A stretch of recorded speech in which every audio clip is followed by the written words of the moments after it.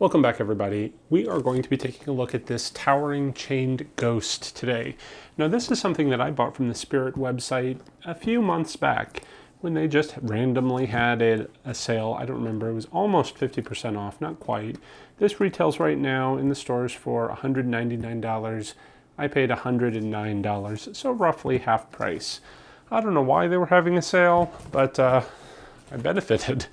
This is one of those items that I just purchased mainly because it was on sale and I figured I might be able to use it somehow. And I figured out how I'm going to use it this year. If you remember from my walkthrough video last year, when you approach my house from the driveway, you have to walk through a little haunted house, which I had a witch in last year. Well, this year I'm going to be putting ghosts in there. And he's going to be my main focal point, my towering ghost. Hopefully he will terrify the children and make them scream and run away, and I can eat all the candy myself. So let's just go ahead and open up the box and see what it looks like. All right. Inside, looks like we've got some arm pieces. We have some clothing with some instructions, and take out this cardboard. This looks like his hat. He comes in, it looks like, wow, these are some big shoes. Now, I can't remember what prop it was, but I had one, I think it was a zombie, when I almost returned it because I thought it only had one shoe. Sometimes these things really stick together, but you have to pull them apart. So keep that in mind if you get a prop like this and you think it only has one shoe. All right, here's his body mechanism.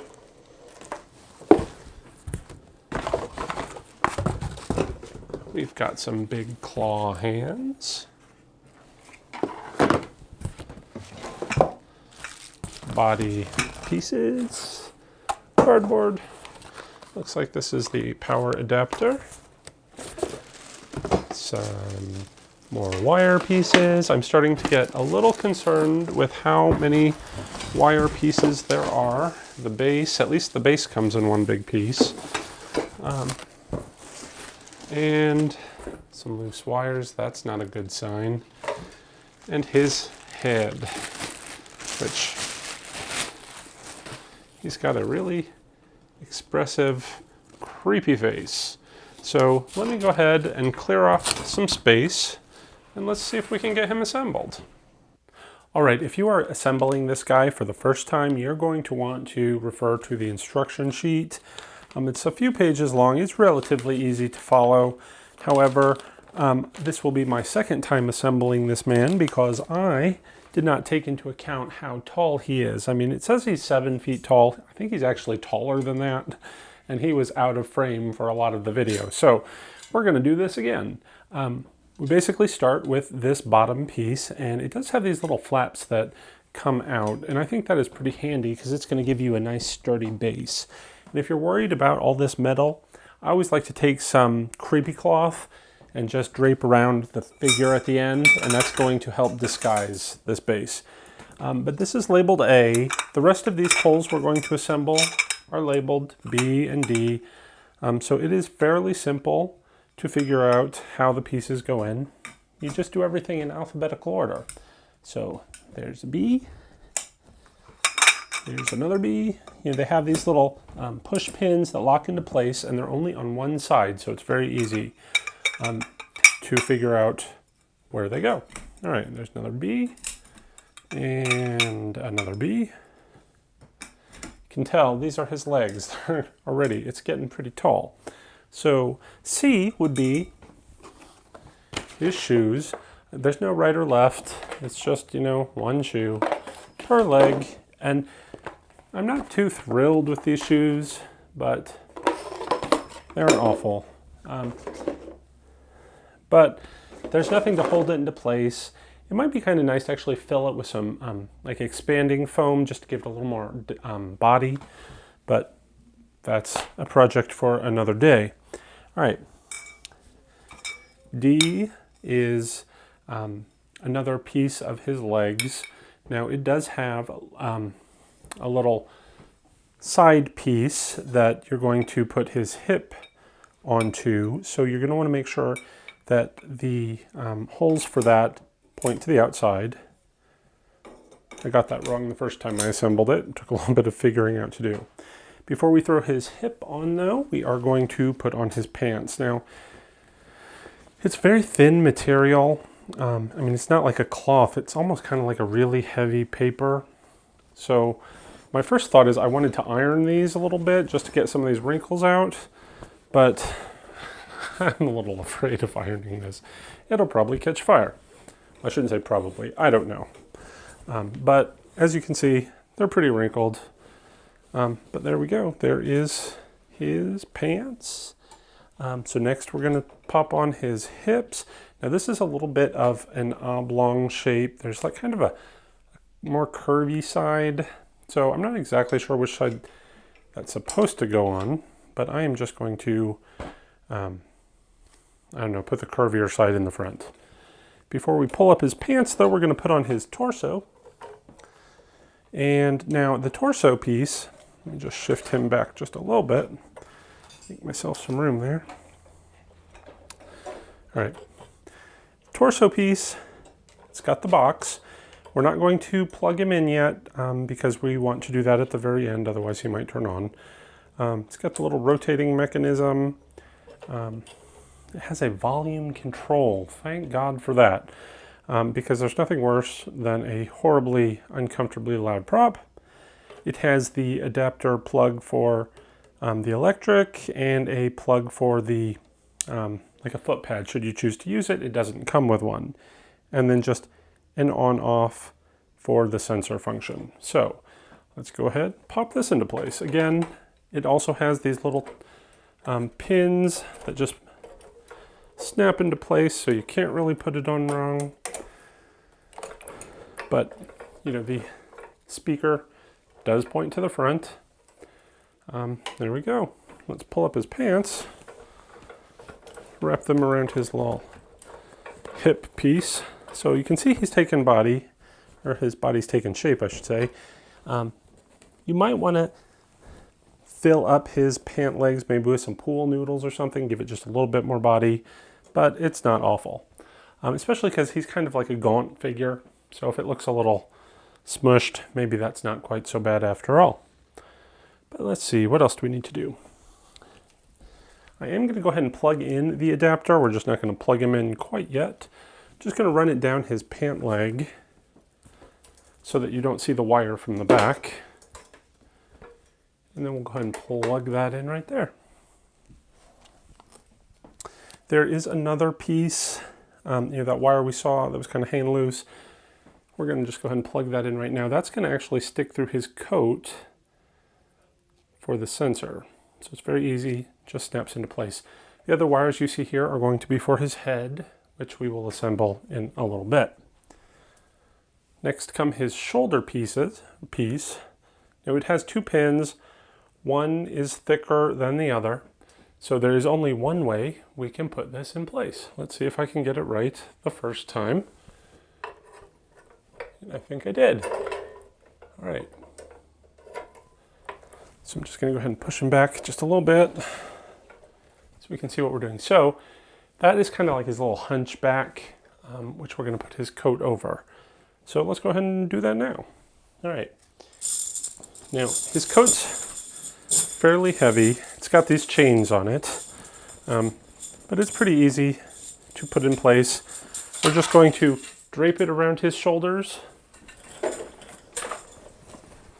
like so.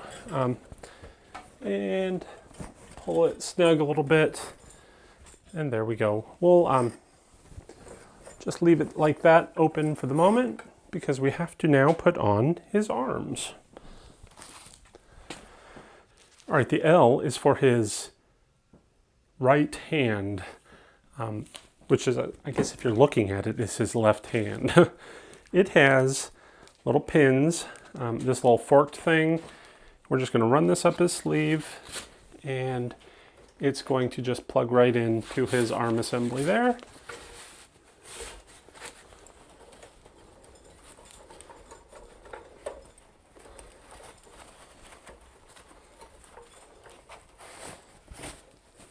All right.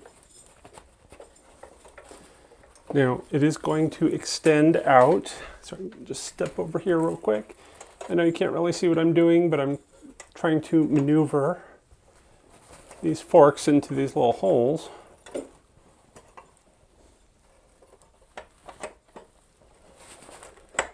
Okay, there we go. So, one raised arm. Let's go ahead and put on Jay. Again, we're going to just run it right up his sleeve.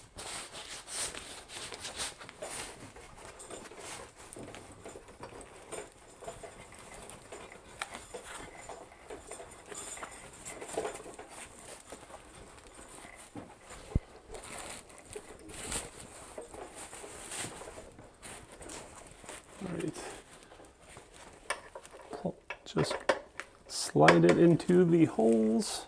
There we go. So we've got his nice raised arms. Now, if you think they're a little high, don't worry just yet. It'll work itself out. I'm just going to kind of adjust his coat a little bit because there's not a lot of body and you don't want, that little gap to show. So the other thing we need to pop on would be his hands. Let's go ahead and do that next. Again, the little forks on the hand piece is just going to pop right into the slots here on his arm assembly. And then there is a piece of Velcro on his sleeve, if I can find it, which is just going to Velcro on the top of his hand. All right, that kind of pulls his arm through a little bit better. Just going to move that chain. That's kind of holding it back a little bit. Okay, so one down. Let's go ahead and pop on this other hand.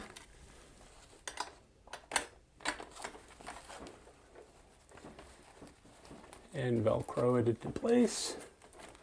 You can see all this fun, creepy cloth. Just gives it that sort of decrepit, moldy appearance.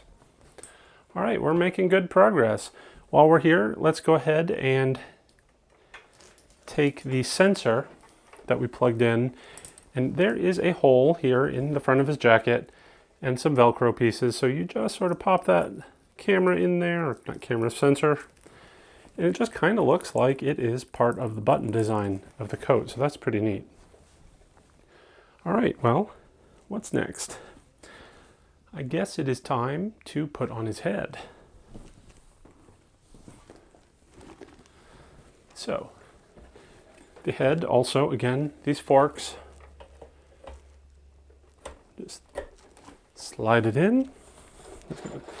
Make sure he's pushed back a little bit there. And now we can plug in his head piece to the main body. And it's just, white to white, black to black. There you go. That's all his pieces. I'm going to make sure his volume's only about a little over, or a little under half maybe. Let's go ahead and fix, well, before we fix his coat, we're going to put on his shirt. His shirt and tie piece just sort of wrap around his head and Velcro behind him. We'll just fix his tie a little bit, tuck the shirt under the coat, and then the coat buttons Velcro together.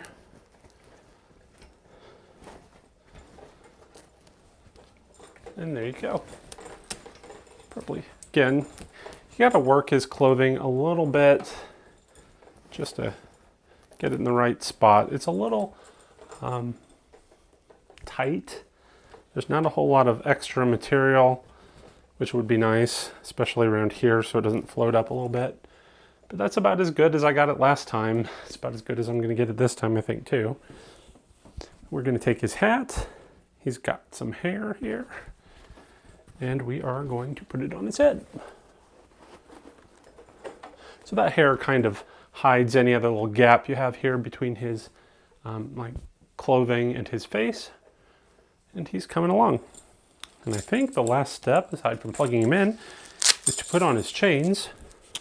We're going to weight his hands down just a little bit. They Velcro again, wrap it around. The picture has them just sort of crisscrossing like this.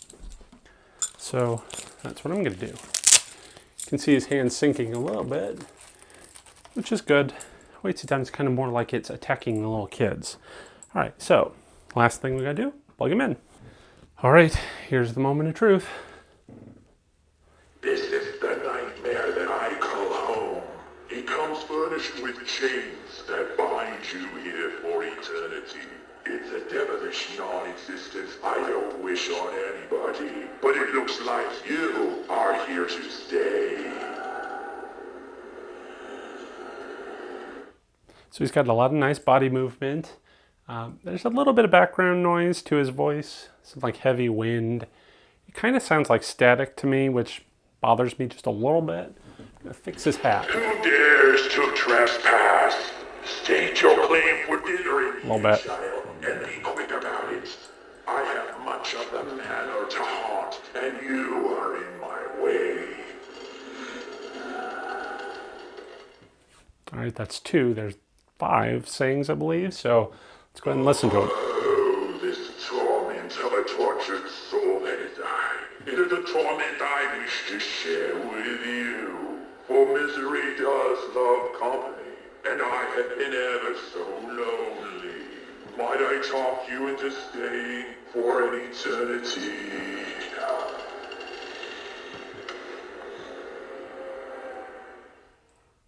I do kind of wish he'd face down just a little bit more, so like if little kids were here, he wouldn't be looking out so much. But if he's going to be placed far back, I guess that would be good, so that, you know, he's like looking more toward the audience. Although I plan to use him close up, so. Don't be afraid of what haunts these halls, for it is Halloween. A time when all things haunted and ghoulish revel in delight. Why, I hear them singing right now.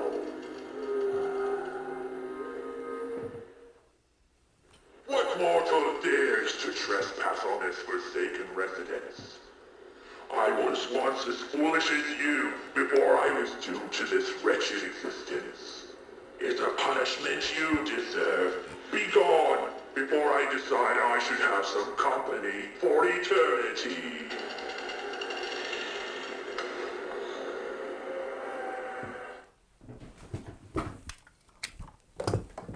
All right, so there you go. What do you think? I kind of wish he had a little bit more movement. Maybe if his arms moved up and down, that would be really cool.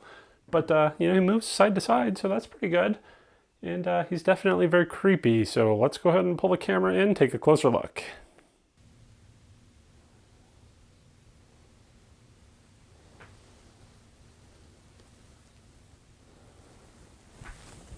All right.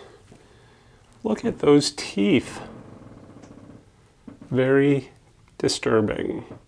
He's got a very creepy face.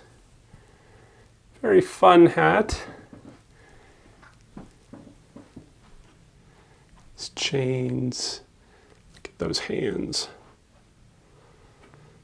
He's got a great outfit. Very old time looking.